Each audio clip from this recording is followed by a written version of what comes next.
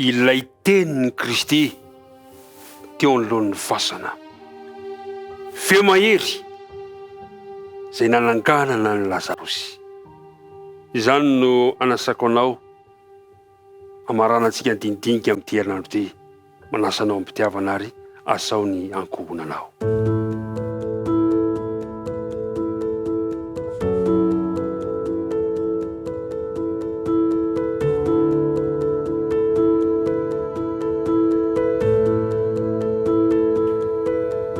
Miarabantsika rehetrarehetra indray tavaona somatsara amin'ny ity fotoana ity. Faly aho miaraka aminao ary ino koa fa faly ianao. Ary tsy isika irery ny faly, fa faly ny lanitra manontolo satria mahita antsika miaraka mandinika ny tenin'Andriamanitra. Koa ny fiadanan'ny tompo anio anao mandrakariva ary ny fahasoavany anie tsy ala aminao amin'ny fotoana rehetra izay mbola ivahiniana antsika eto amin'ity tany ity. Milohan'ny andinitsika ny dindinika dia hiaraka hivavaka isika. Andriamanitra rainay izay any an-danitro, misaotra anao izahay ny fitiavanao, noho ny famondramponao izay tsy nalandritranay, izay vaovao isa-maraina atolotra ao anay, nahatraranay ity andro ity, ahafahana indray miaraka manohy ny dindinika fianarana ny teninao. Mamela ny eloko Andriamanitra. Ary mitahihany koa izao mpiara-midinika amiko, mpiara-mianatra amiko izao. Aoka ny fanahinao masina no ampiray anay, ampianatra anay ny teninao, ka hitondra soa, hitondra fiainanao anay, hitondra hero anay ny teny izay rahanay mianatra. Fa nivavaka tonoana sy angatanay amin'ny anaran'i Jesosy irery ihany. Amen. Ry mpiaino namako, manasanao avy hatrany aho andinika amaky anokatra ao amin'ny filazantsarany Jaona toko 5:20 ka ny sy ny 9:4. Jaona toko 2:10 ka ny 5:20 sy ny 9:4. Zao no vaky ny teny amin'ny anaran'i Jesosy. Hoy Jesosy taminy: izao no fananganana ny maty sy fiainana. Izay mino ahy na dia maty aza dia ho velona indray. Ary izay rehetra velona ka mino ahy dia tsy ho faty mandrakizay. Mino izany va ianao? Izany no teny fampanantenana, izany no teny mampahery indrindra izay ilain'izao taranaka izao eo anoloan'ny fahoriana sy ny fahafatesana. Izany no teny izay mitondra hery mampitraka ny lomy tanondrika. Izao no fananganana ny maty, o Jesosy. Eo amin'ny 7:7 no jerentsika manaraka. 7:7. Ary rehefa nanao izany teny izany izy, dia niantso tamin'ny feo mahery hoe: ry Lazarosy, mivoa. Feo mahery ny tenin'ny Kristy. Feo mahery mitondra fiainana ho an'izao tontolo izao. Ry namako, ny fiainan'ny Kristy dia fiainana manome aina izao tontolo izao ao amin'ny tenin'Andriamanitra. Tamin'ny teny tokoa mantsy no nanasitranan'i Jesosy ny aretina sy namoahany demonia fony teto an-tany izy. Tamin'ilay tenin'ny Kristy izay feo mahery tokoa mantsy no nampitoneny ny ranomasina sy nananganany ny maty.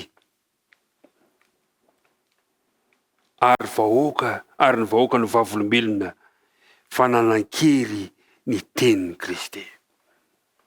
Satria izay nen'ny teniny dia nandray ny teniny toy misy hery sy fahefana. Mametraka fanontaniananao aho, mba manana ny heriny amin'ny fiainanao ve ny tenin'i Jesosy? Iriko indrindra mba hisy heriny amin'ny fiainanao ny tenin'i Jesosy.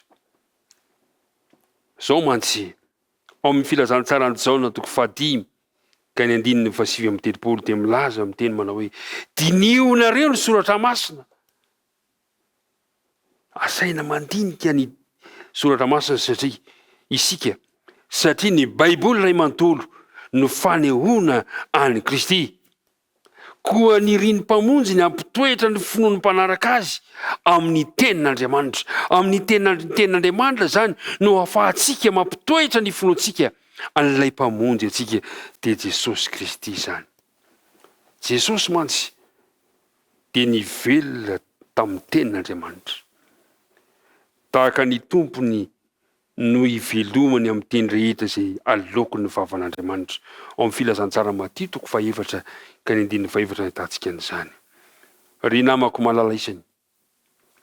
Tahaka ny fiainantsika ara-nofo tohana ny hanina dia tahaka izany koa ny fiainantsika ara-panahy tohana ny tenin'Andriamanitra. Ny fanahy rehetra dia tokony handray aina avy amin'ny tenin'Andriamanitra ho an'ny tenany. Ary zay no nahatonga Jesosy nanao teny tamin'ny feo mahery teo alohan'ny fasan'ny Lazarosy ka nanao hoe ry Lazarosy mivoa.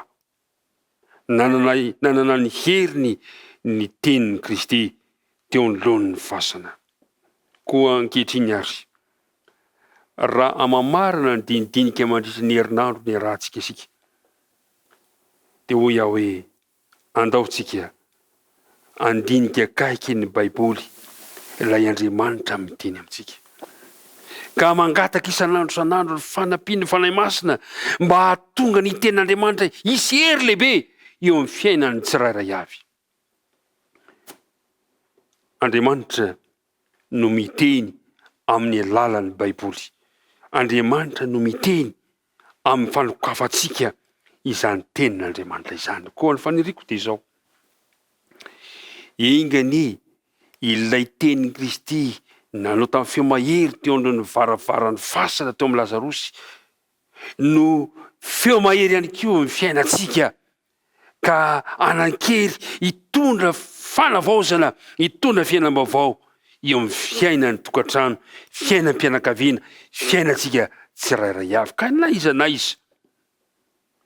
andrenesanao ny tenin'Andriamanitra, na iza anokafanao ny tenin'Andriamanitra, na oviana anokafanao ny tenin'Andriamanitra dia mba hanana ny heriny ho anao anie ity tenin'Andriamanitra ity. Ka ho tanteran'Andriamanitra aminao ilay teny voalaza ao amin'ny Salamo 5:1 ka ny 7:20 ka ny 5:20. Zao no voalaza ilay teny. Salamo 5:1 ka ny 5:20 manao hoe fanily ny tongotro sy fanazavana ny lalako ny teninao. Ingany mba hitondra fanavaozana, hitondra fanazavana eo amin'ny lalantsika ilay tenin'Andriamanitra izay nisy hery teo amin'ny varavaran'ny fasana, teo amin'ny varavaran'ny fasana izay nisy an'i Lazarosy. Ka dia hitondra fanazavana ho antsika ihany koa anie izany tenin'Andriamanitra izany.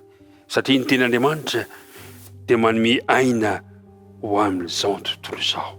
Ombanao anie Andriamanitra, hitantananao anie izy ary fanapa-kevitra ao hitady handinika ny tenin'Andriamanitra dia hitondra fiainam-baovao ho anao sy ny ankohonanao. Dia ho tahin'Andriamanitra ny ianao ary ny fiadanana anie tsy esoriny anao mandrindra ity tontolo andro ity ka dia hiaraka hivavaka indray isika amaranantsika izao tinidinika izao. Vavaka isika. Andriamanitra rainay any an-danitra, misaotra anao mandrakariva izahay. Tsy mitsahatra ny misaotra anao satria lehibe loatra ny fitiavanao sy ny fitantananao anay.